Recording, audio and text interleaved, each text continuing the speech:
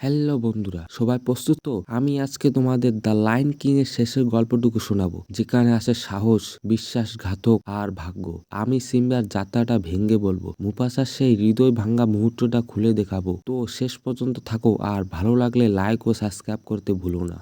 তো উপরে চড়ার সময় মুফাসা দেখে তার ভাই স্কার সেখানেই দাঁড়িয়ে রয়েছে। মুফাসা পাহাড়ের উপরে উঠার জন্য তার ভাই স্কারের থেকে সাহায্য চায়। সে স্কারকে উপরে উঠিয়ে নিতে বলে, কিন্তু স্কার এক ঝটকায় পাহাড় থেকে মুফাসাকে নিচে ফেলে দেয়, আর মুফাসা মহিষদের নিচে এসে সেখানেই মারা যায়। তারপর সকল মহিষগুলো চলে যাওয়ার পর সিম্বা নিচে এসে তার বাবাকে অনেক ডাকাডাকি করে, কিন্তু মুফাসা কোনো সাড়া দেয় না। সাহায্যের জন্য সিম্বা অনেক চিৎকার করে, কিন্তু আশেপাশে সে কাউকে দেখতে পায় না। তারপর সে মমতায় তার বাবার কোলের পাশে শুয়ে পড়ে। তারপর কিছুক্ষণ পর সেখানে স্কার চলে আসে। স্কার তখন সব দোষ সিম্বাকে দিয়ে বলে, তুমি তোমার পিতার হত্যা করেছো, তোমাকে নিয়ে মুসাবার কত স্বপ্ন ছিল। সিম্বা তখন বলে, আঙ্কেল আমি কিছু করিনি, এটা একটা দুর্ঘটনা ছিল। কিন্তু স্কার তখন বলে, তোমার মা যদি জানতে পারে তোমাকে বাঁচাতে গিয়ে তোমার বাবার মৃত্যু হয়েছে, তাহলে সে অনেক কষ্ট পাবে। সিম্বা তখন বলে, আমি এখন কি করি আঙ্কেল? স্কার তখন বলে, তুমি এই রাজ্য থেকে পালিয়ে যাও, আর কখনো ফিরে আসবে না। যাও।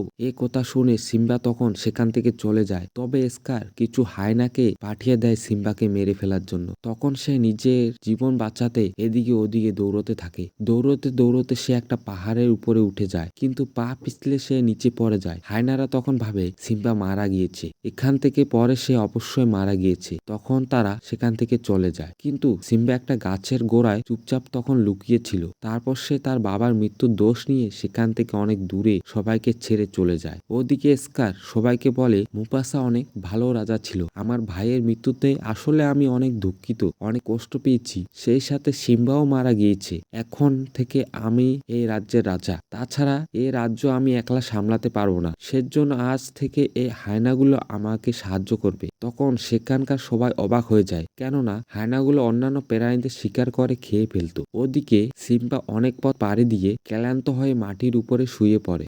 ঠিক তখনই একদল শকুন মনে করে সিম্বা মারা গিয়েছে, তাই তারা তার মাংস খাওয়ার জন্য এগিয়ে আসে। ঠিক তখনই কোথা থেকে যেন দুটো প্রাণী চলে আসে। তখন তারা শকুনদের হাত থেকে সিম্বাকে বাঁচিয়ে নেয়। সিম্বা তখন তাদেরকে জিজ্ঞাসা করে, তোমরা কারা? তখন তারা বলে, আমি পুম্বা আর আমি টিমন। যাই হোক, শকুনদের হাত থেকে আমরা তোমাকে বাঁচিয়েছি। সিম্বা তখন মন খারাপ করে বলে, আমার বেঁচে থেকেও কি লাভ? পুম্বা আর টিমন তখন বলে, আমাদের টিমে যদি একটা সিংহ থাকে তাহলে আমাদের অনেক ভালো হবে। তাই তারা তখন হাকুনা টাটা গান করে সিম্বার মন ভালো করে দেয়। তারপর দুজনে সিম্বাকে তাদের রাজ্যে নিয়ে আসে। তাদের এই রাজ্যটি অনেক সুন্দর ছিল, তবে এখানে কেউ কাউকে শিকার করতো না। সবাই এখানে পোকামাকড় খেয়ে জীবনযাপন করত। তারা দুজনে সিম্বাকে বলে, এখানে থাকতে হলে কোনো প্রাণী শিকার করা যাবে না, সবার সাথে মিলেমিশে থাকতে হবে। সিম্বা তখন নিরুপায় হয়ে সেখানে পোকামাকড় খাওয়া শিখে নেয়। এখানে সিম্বা নতুন প্রাণীদের সাথে মিলেমিশে থাকতে শুরু করে। আস্তে আস্তে সে বড় হয় এবং বড় সিংহে পরিণত হয়। কিন্তু ওইদিকে রাজা মুফাসা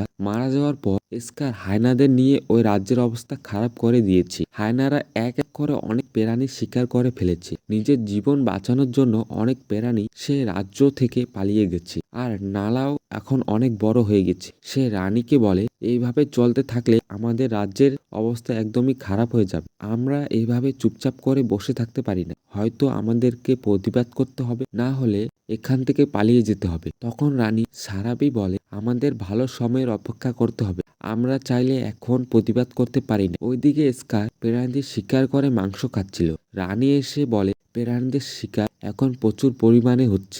স্কার তখন রানীকে বলে, এই রাজ্যে এখন সব থেকে শক্তিশালী প্রাণী হচ্ছে আমি যাকে খুশি তাকে শিকার করতে পারি, তাছাড়া আমার সামনে দাঁড়ানোর ক্ষমতা কারো নেই। তবে তুমি কতকাল একা একা থাকবে? বরং তুমি আমাকে তোমার রাজা হিসাবে মেনে নাও। যদি তুমি আমাকে তোমার রাজা হিসাবে মানো, তাহলে সবাই আমাদের কথা শুনবে। রানী তখন বলে, আমি তোমাকে কোনো দিনও বিয়ে করব না, তাছাড়াও তুমি আমার রাজা হওয়ার যোগ্য নও। স্কার তখন রাগ করে বলে, ঠিক আছে, এতদিন শিকার করে আনা প্রাণীদের আমি খাওয়ার পরে তোমরা খেতে, কিন্তু এখন আমার খাওয়ার পরে হায়নারা খাবে, তারপর যতটুকু বাঁচবে ওটা তোমরা খাবে। এই বলে সে সেখান থেকে চলে যায়। পরের দিন রাতে যখন সবাই ঘুমাচ্ছিল, নালা তখন সবার চোখ ফাঁকি দিয়ে বাইরে বেরোনোর চেষ্টা করে। তখন জাজু এসে বলে, কি করছো তুমি নালা? নানা বলে, আমি চুপচাপ করে বসে থাকতে পারি, আমি বাইরে যাচ্ছি সাহায্যের জন্য। এই বলে সে বাইরের দিকে রওনা হয়। ঠিক তখনই স্কারের সাথে তার দেখা হয়ে যাচ্ছিল। জাজু এসে কোনোভাবে স্কারকে আঁকড়ে রাখে। তখন লালা সবার চোখ ফাঁকি দিয়ে সেই রাজ্য থেকে বেরিয়ে যায়।